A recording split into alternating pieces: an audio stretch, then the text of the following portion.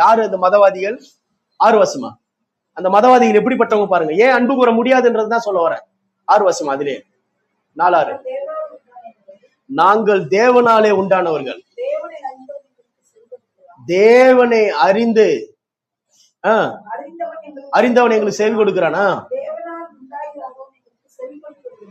தேவனால் உண்டாயிருக்கிறவன் செவி கொடுக்கிறான், தேவனால் உண்டாயிராதவன் செவி கொடுக்கிறது. ஏன் என்று சொன்னால் நாங்கள் தேவனாலே உண்டானவர்கள், நாங்கள் தேவனாலே உண்டானவர்கள். அப்போ கடைசியா முடிக்கும் போது என்ன சொல்ற? இதனாலே நாங்கள் சத்தியத்தின் ஆவி என்னதென்றும் வஞ்சக ஆவி என்னதென்றும் அறிந்திருக்கிறோம். புரியுதா?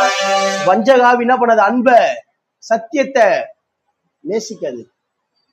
சத்தியத்தின் ஆவி வேறு, வஞ்சக ஆவி வேறு. இயேசு கிறிஸ்து சத்தியத்தை போதிக்கிறவராய் வந்தார். அவர் சத்தியத்தை போதிக்கிறவராக சத்தியமாக வந்தார். ஆனா அந்த சத்தியத்தை அவர்கள் ஏற்றுக்கொள்ள மனதா இல்லை. யாரு? மதவாதிகள். அப்ப மதவாதிகள் இடத்துல நீங்கள் அன்பு கூறினாலும் அவர்கள் தட்டி விடுவார்கள். அதைத்தான் சொல்லுகிறேன். அன்பு கூறுதல் என்று சொன்னால் ஒரு குறிப்பிட்ட ஜனங்களிடத்தில் மட்டும்தான் உங்களால் அன்பு கூற முடியும். அது யார் ஆண்டவர் அன்பு கூர்ந்த ஜனங்க யார் சொன்னா? கம்ப்ளீட்டா people, normal people in juice மக்கள்கிட்ட அன்பு கூர்ந்தாரு.